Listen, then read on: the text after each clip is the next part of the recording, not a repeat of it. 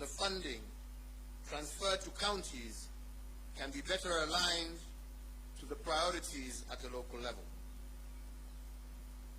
With the mandate you gave us, we pursued the vision of previous administrations for greater economic integration within the East African region and led the push to admit the Democratic Republic of the Congo into the East African community.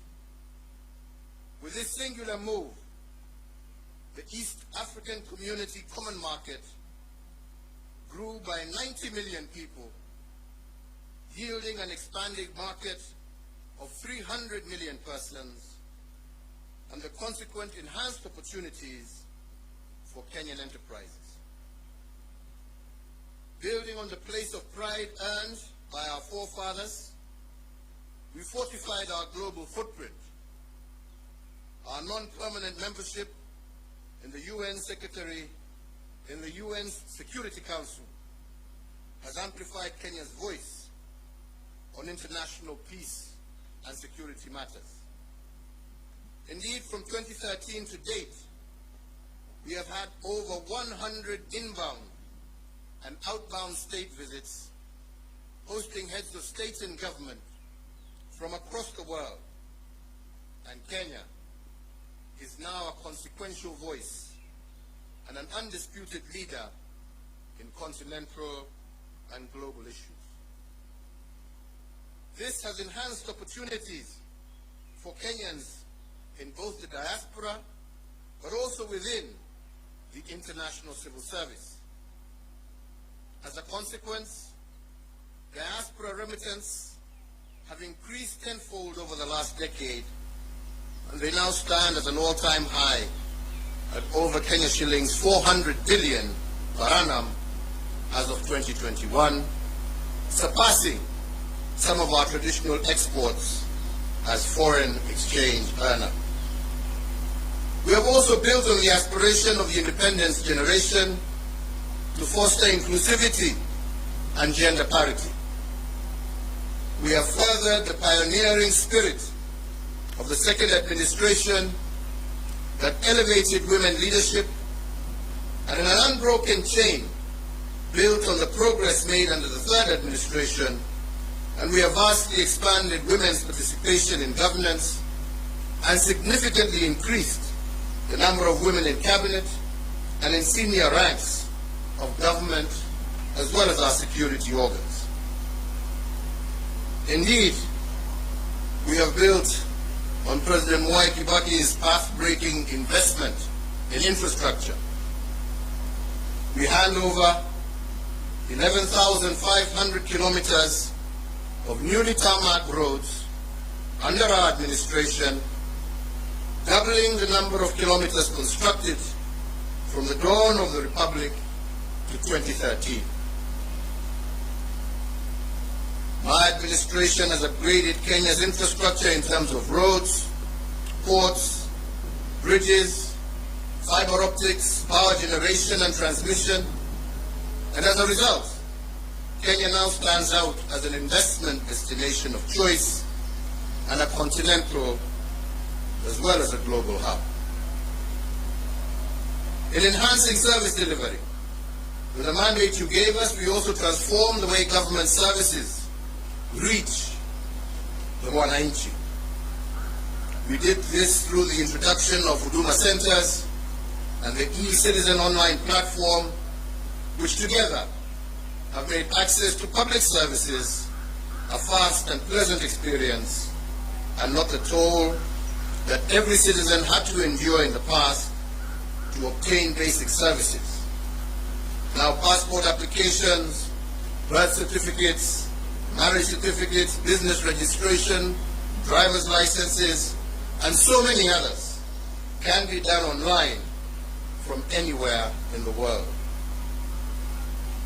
As a digital government, we successfully transitioned from analog to digital television and radio, resulting in the country today being home to 130 TV stations, up from 14 in 2013. and 204 radio stations, up from 130 in 2013. These figures do not factor the massive expansion in the digital space that has seen many hundreds of thousands of Kenyans successfully monetize various digital communication avenues. I have immeasurable pride in having the magical tag of Made in Kenya affixed to a much wider range of products, and my administration has reinvigorated domestic manufacturing and diversified our exports of finished products.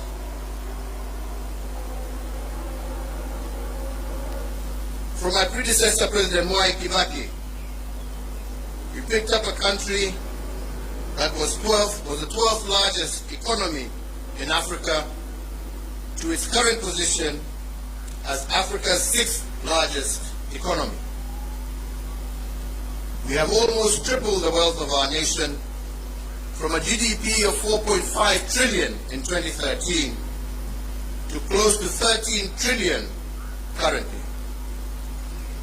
Consequently, the income per capita also rose sharply from Kenya shillings 127,065 per person in 2013 to Kenya shillings 245,045 per person in 2021.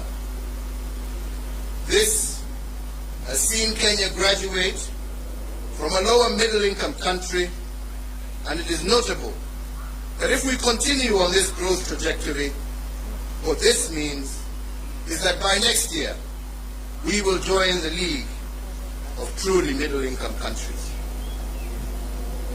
In another milestone as a mark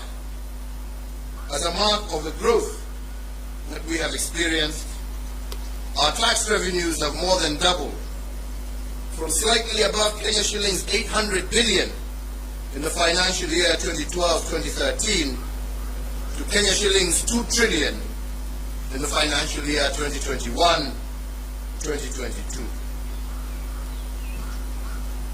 The dream of our forefathers was to rid the country of disease, ignorance, and hunger.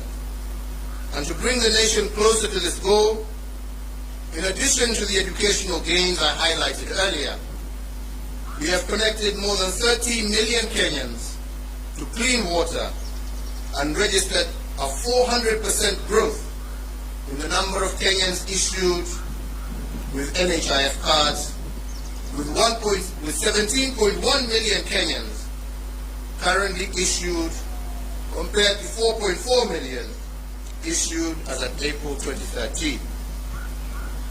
To enhance access to health care, we have constructed countrywide an additional 1,912 healthcare facilities across all levels of care, representing a 43% increase in the total number of public health facilities in the country. These facilities range from the recently commissioned modern state-of-the-art Level 6 Kenyatta University Teaching, Referral and Research Hospital to health centers and dispensaries at the village level. So fellow Kenyans, every administration has added arrows to our national quiver in energy production. When I took the oath of office in 2013, Kenya's total grid was 1,300 megawatts. This now stands at 2,700 megawatts. But even as we doubled power production, we ensured that our exploits did not break the intergenerational chain of sustainable development.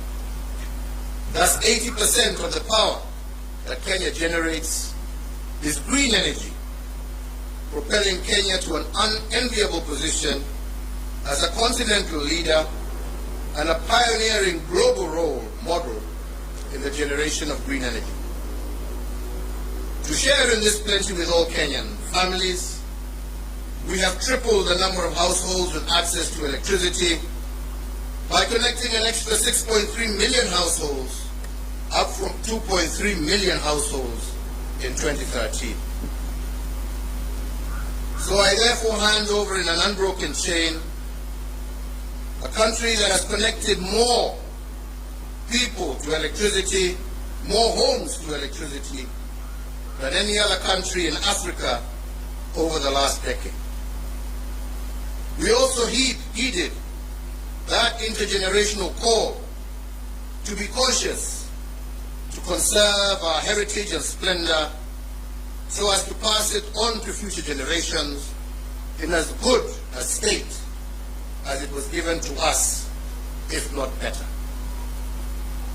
We have done this by leading a planting campaign where 1.34 billion trees have been planted, moving our forest cover from 6.99% in 2013 to 8.83% in 2022, and increasing our tree cover from 12.3%, thus surpassing the set constitutional threshold of 10% in a record 5 years. As a result of our conservation efforts and other legal and institutional reforms, we have also recorded the lowest levels of poaching in our nation's history, and thus registering the highest wildlife population for our Big Five and a majority of other wildlife species that share Kenya with us. So, fellow Kenyans, while we have made remarkable progress, it is also important that I note and appreciate that building a nation is a journey. There is still much more to be done to move our nation to the next level of development towards realizing our Vision 2030. And the fourth administration, which I had the privilege to lead, has built on the foundation laid on others, upon which the fifth administration can also build. So, fellow Kenyans, let me conclude by saying that to serve one's country is the greatest honor any citizen can receive. It is a sacred trust, and it has been an immense privilege that I have not taken for granted.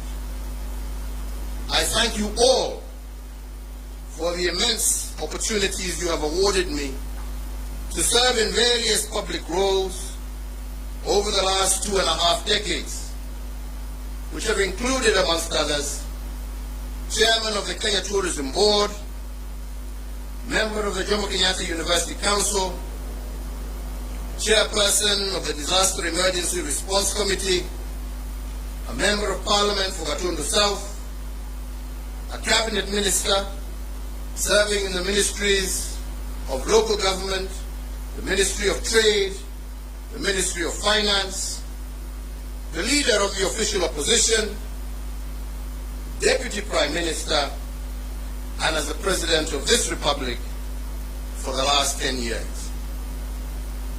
In all the work I have done as President, and in every presidential decision I have made, and in every executive action I have taken, in every bill I have proposed and assented to, I have been guided by the dream of our forefathers, and that is the dream to eliminate poverty, ignorance, and disease, and to improve the quality of life of all Kenyans, and to create conditions for everyone to achieve their dreams.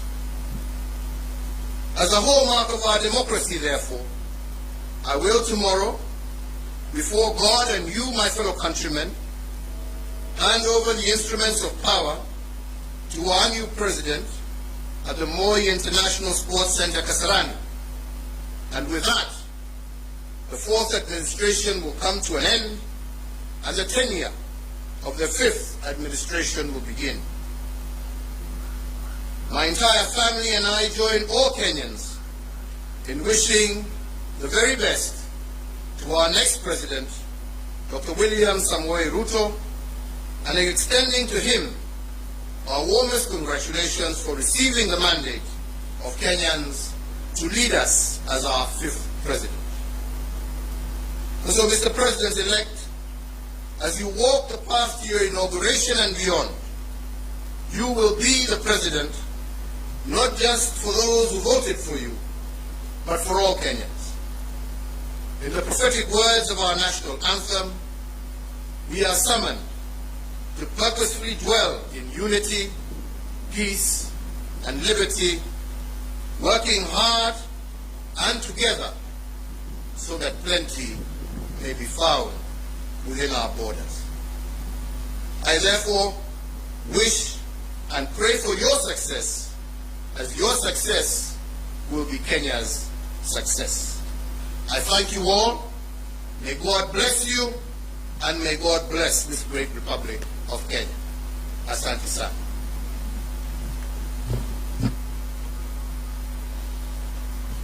Thank you.